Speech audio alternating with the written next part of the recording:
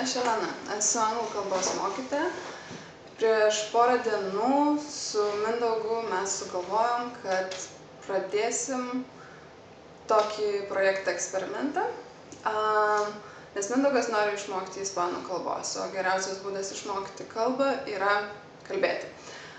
Tai mes nusprendėm, kad nuo šio penktadienio pradedam šnekėti tik tai ispaniškai.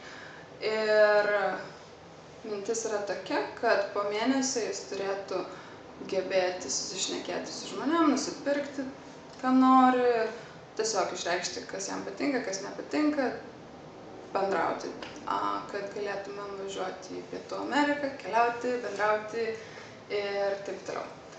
Tai jeigu turite kokių minčių, kaip galima būtų mokytis ispanų kalbos, ar turit kokių gerų filmų ar kažkokių rekomendacijų, parašykit mums.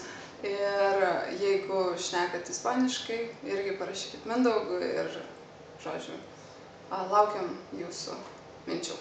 Iki.